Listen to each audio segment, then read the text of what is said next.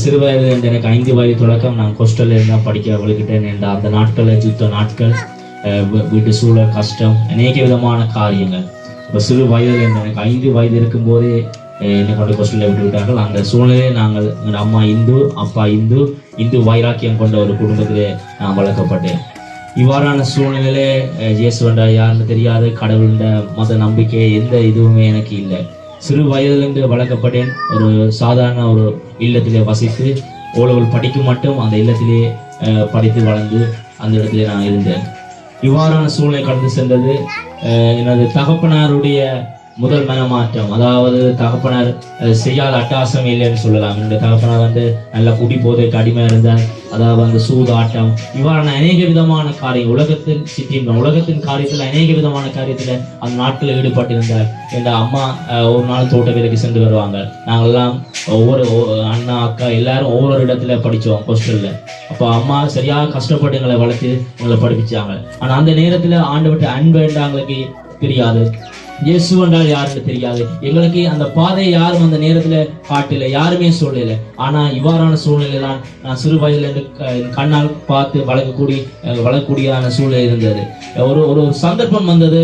இதை மாதிரி ஒரு சுவிசேஷ கூட்டம் அங்க ஒரு இடத்துல நடைபெற்றது. அதுக்கு என்னுடைய தகப்பனார் சென்று விட்டார்.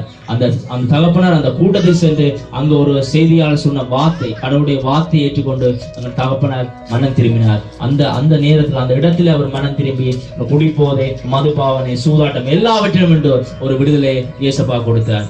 அன்றைக்கு அவர் விடுதலை கொடுத்த நிமித்தம் தான் இன்றைக்கு நாங்கள் ஒரு ரட்சிப்புகளை கடந்து வர காரணமாக இருந்தது. ஒரு 5 வயதுல இருந்து அவர் ஹோம்ல தான் அவர் வளர்ந்தார். அனாத இல்லத்துல அந்த மகனை அவர் வளர்ந்தார். ஆனா இன்றைக்கு கர்த்தர் ஒரு நல்ல குடும்பத்தை கொடுத்து, ஊழியத்தை கொடுத்து ஆண்டவர் ஆசீர்வதித்திருக்கிறார். ஹல்லேலூயா. நம்முடைய தேவன் நல்லவராக இருக்கிறார். வார்த்தை சொல்ல அவர் சிறியவரை புழுதியில் இருந்து அவர் உயர்த்துகிறாரா. நாங்கள் எப்பேற்பட்ட சேற்றில், எப்பேற்பட்ட நெருக்கத்தில் நாங்கள் ஒரு வாழ்க்கை வாழ்ந்தாலும் நம்முடைய தேவன் எங்களுடைய பாவங்களை மன்னித்து, எங்களுடைய கடந்த கால வாழ்க்கையில் இருக்கிற எல்லா விதமான தப்புகள், எல்லா விதமான அழுக்குகளை அவர் மன்னித்து கழுவி எங்களுடைய வாழ்க்கையை பரிசுத்தப்படுத்தி அது உயர்த்த அவர் வல்லமையுள்ள தேவனாக இருக்கிறார். உங்களுடைய இன்றைக்கு நாங்கள் இந்த பகுதிக்கு வந்தது, இதை ஜெபிக்க வந்த நோக்கம் தேவனுடைய வாழ்க்கையை மாற்ற வேண்டும். உங்களுடைய வாழ்க்கையில ஒரு பரிசுத்தோட வாழ்க்கையில மெய்யான உலக ரட்சகராகிய கர்த்தராகிய இயேசு கிறிஸ்துடைய அன்பை, விடுதலையை நீங்கள் அறிந்து கொள்வது மாத்திரமே இருதயத்தின் பிரயாசமா இருக்கிறது. பிரியமான பிள்ளைகளே, நாங்க வாழுகிற இந்த வாழ்க்கை அநேக போராட்டங்கள், அநேக நெருக்கங்கள், அநேக பாடுகளை நீங்க சுமந்து கொண்டிருக்கலாம். ஒருவேளை இந்த இடத்துல நீங்க மனசுல நினைக்கலாம், என் வாழ்க்கையில இருக்கிற பிரச்சனை உங்களுக்கு எப்படி தெரிய போகுது பிரதர், எப்படி நீங்க யோசிக்கலாம். எனக்கு தெரியாது, ஆனா கர்த்தர் அதை அறிவார். கர்த்தராகிய இயேசு கிறிஸ்துவின் இரத்தத்தால் எங்கள் பாவங்கள் சுத்திகரிக்கப்பட வேண்டும். கிறிஸ்துவின் இரத்தத்தால் உங்கள் பாவங்கள் கழுவப்பட வேண்டும். கிறிஸ்துவின் இரத்தத்தால் நீங்கள் கழுவப்பட்டு சுத்திகரிக்கப்படும் பொழுது ஒரு மெய்யான சந்தோஷமான வாழ்க்கையை உங்களால் பார்க்க முடியும். பிள்ளைகளை, பூமியில நாங்கள் வாழ்கிற காலத்திலேயே அவருடைய அன்பை நாங்கள் அறிந்து, அவருடைய சந்தோஷத்தில் நாங்கள் கழிகூர்ந்து மகிழ்ச்சியான ஒரு வாழ்க்கை பூமியில நாங்கள் வாழுகிறது மாத்திரமல்ல, மரித்தா பிறகும் நித்தியமான ஒரு வாழ்க்கை எங்களுக்கு ஆயத்தப்படுத்தப்பட்டிருக்கிறது. நாங்கள் மரிச்சு போனால் எவ்வளவு காலம் பூமியில இருப்பீங்க நமக்கு தெரியாது. 35 வயசுலயே சாகுறா, 50 வயசுலயே சாகுறா, 10 வயசுலயும் என்ன பண்றா, செத்து போயிடும். நாளைய நாள் கூட நமக்கு நிச்சயம் இல்லாத ஒரு வாழ்க்கையத்தான் நாங்க வாழ்றோம். என்னம்மா அப்படித்தானே? இப்ப சாகும், இப்ப மண்டையை போட்டு தெரியாது, நிச்சயம் இல்லாத ஒரு வாழ்க்கை. இந்த பூமியில மனுஷ வாழ்க்கைக்கு ஒரு நிச்சயம் பண்றதே இல்லை. எப்ப வேணாங்க வாழ்க்கையோட முடிவை நாங்க பார்க்கலாம். நீங்க எனக்கு ஒரு காரியத்தை அறிந்து கொள்ளணும், நாங்க வாழ்ந்து மறிக்கிறதோட உங்களோட வாழ்க்கை முடிந்து போறது இல்லை. உங்களுடைய சரீரம் தான் மரித்து போகும், நம்ம சரீரம் மரித்து போகும். ஆனா நம்முடைய ஆத்மாவுக்கு என்ன இல்லை? மரணம் இல்லை. நமக்குள்ள ஒரு ஆத்மா இருக்கிறது. அந்த ஆத்மா நாங்க மரித்தா பிறகும் மெய்யான உலக ரட்சகராகிய தெய்வத்தோடு அந்த ஆத்மா இணைய வேண்டும். அதற்காகத்தான் நாங்க இந்த இடத்துல நம்ம பிரயாசத்தோடு நாங்க பேசி கொண்டிருக்கிறோம்.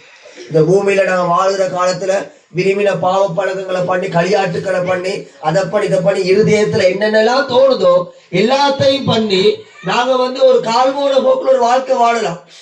ஆனா நாங்க மரித்தா பிறகு மெய்யான உலக ரட்சகராகிய தெய்வத்தை நாங்க சந்திக்க வேண்டி அது நேரிடும். அன்னைக்கு நீங்க வெட்கப்பட்டு போய்விடக் கூடாது. அப்ப ஆண்டவர் இன்றைக்கு உடைய கிராமத்தை சந்தித்தது நோக்கம் இந்த பூமியில நீங்க சந்தோஷமாய் வாழ்வது மாத்திரமல்ல, நாங்கள் மரித்த பிறகு ஒரு நித்திய ஒரு சமாதானமான வாழ்க்கைக்குள்ள நாங்க போக வேண்டும் என்பதற்காக கர்த்தர் இன்றைக்கு உங்களுடைய கிராமத்தை தேவன் தேடி வந்திருக்கிறார். உங்களுடைய இருதயத்துக்கு துக்கங்கள் அது மாற வேண்டும். வார்த்தை சொல்லுது, உங்கள் துக்கம் சந்தோஷமாய் மாறும். நீங்க என்னதான் பாரங்களை சுமந்தாலும், என்னதான் நெருக்கங்களை நீங்க சுமந்தாலும், வியாதிகளை சுமந்தாலும், பாடுகளை சுமந்தாலும், ஆண்டவராய் இயேசு சொல்றாருமா, உன் துக்கம் உன் வேதனை எல்லாம் சந்தோஷமா. எல்லாரும் அப்படியே அதுக்குள்ள வாங்க, அப்படி வாங்க. மழைக்கு நினையா மழை பெருத்துட்டா பிரச்சனை இல்லையா? சரி, உங்களுடைய துக்கம் சந்தோஷமாய் மாறும் என்று ஆண்டவர் சொல்றார். எல்லா விதமான போராட்டங்கள், எல்லா விதமான நிந்தைகள், நான் சந்தோஷமா இருக்கிறேன்னு எத்தனை பேர் சொல்ல முடியும்? நான் சந்தோஷமா இருக்கேன், ஒவ்வொரு நாளும் அவ்வளவு ஹாப்பியா இருக்க, விடிஞ்சா பொழுது விட சிரிச்சுக்கிட்டே இருக்க அப்படின்னு சொல்லுமா? போராட்டங்களை, பாடுகளை, கண்ணீர் என்ன செய்யறோம்? பார்த்து கொண்டுதான் இருக்கோம். இந்த பூமியில மனுஷனுக்கு எங்க தேடினாலும் அவன் தேடுகிற நிம்மதியோ சந்தோஷமோ கிடைக்காது. அவன் என்னதான் இந்த பூமியில மனுஷன் வந்துட்டு சமாதானத்தை சந்தோஷத்தை தேடி போனாலும் அவர் தேடுகிற அந்த சந்தோஷம், தேடுகிற அந்த நிம்மதி அவனுக்கு கிடைக்க போறதில்லை. பிள்ளைகளே, இந்த பூமியில மனுஷனுடைய வாழ்க்கை ஒரு தற்காலிகமான சந்தோஷத்தை தேடி ஓடிக்கொண்டிருக்கிறது. தற்காலிகமான சந்தோஷம், தற்காலிகமான ஒரு சமாதானத்தை தேடி மனுஷ வாழ்க்கையை ஓடிக்கொண்டிருக்கிறது. அதுக்காக என்ன பண்றாங்க? சினிமாவுக்கு போறாங்க, தியேட்டருக்கு போறாங்க, போதைப் பொருட்களை பாவிக்கிறாங்க, குடிப்பழக்கங்களுக்குள்ள போறாங்க. இப்படிப்பட்ட அநேக காரியங்களுக்குள்ள தங்களுடைய வாழ்க்கைய அவன் கட்டி வைத்திருக்கிறான். மனுஷன் மாறி மாறி கட்டி கட்டி வாழ்க்கைய ஒரு தற்காலிக சந்தோஷத்துக்குள்ள மனுஷன் வைத்துக் கொண்டிருக்கிறார். பிள்ளைகளை அறிந்து கொள்ளுங்கள், இந்த தற்காலிக சந்தோஷம் உன் வாழ்க்கைக்கு ஒரு நிரந்தர தீர்மானத்தை கொடுக்க, நிரந்தர தீர்வை கொடுக்காது. கொஞ்சம் தண்ணியை போட்டா, கொஞ்சம் சாராயத்தை போட்டா ஒரு தற்காலிகமான சந்தோஷம் இருப்பது போல தோணும். பாவமான வாழ்க்கை அது ஒரு தற்காலிக சந்தோஷத்தை கொடுக்கலாம். ஆனா நான் உங்களுக்கு சொல்றேன், இந்த பூமியில இருக்க எந்த தற்காலிக சந்தோஷமும் உன் வாழ்க்கையை நிரந்தரமான நிம்மதிக்குள்ள கொண்டு போக மாட்டார். அப்பா, யாரெல்லாம் இந்த நேரத்துல தகப்பனே உம்முடைய இந்த வார்த்தையை கேட்கும்படியாக, உம்முடைய சத்தியத்தை அறியும்படியாக இந்த இடத்துல இருக்கிறார்களோ தகப்பனே, அவங்க மேல உங்க அனுக்கிரகமும் உங்க தேவ பலனும் இரக்கமும் கடந்து வரும்படியாய் செபிக்கிறோம் ஆண்டவரே. எல்லா விதமான போராட்டங்கள், எல்லா விதமான அந்தகாரத்தின் கட்டுக்கள், எல்லா விதமான குழப்பங்கள், எல்லா விதமான வேதனையின் காரியங்கள் இயேசுவின் நாமத்தினாலே இந்த லய பகுதிகளில் வாழுகிற ஜனங்களை விட்டு எல்லாம் வெளியேறி போகட்டும் ஆண்டவரே.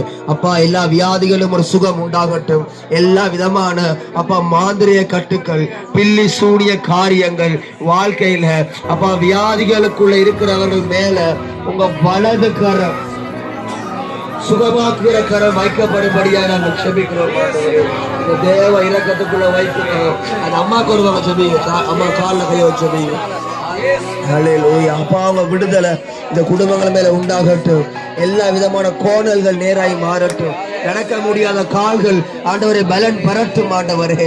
அப்பா, நரம்புகள், தசைகள், கணுக்கள், ஊன்கள், இரத்த நாடினால குழாய்கள், அப்பா மூட்டுக்கள், எல்லா இடங்களையும் பரிசுத்த சுகத்தை, பரிசுத்த விடுதலை நாங்கள் வைக்கிறோம்.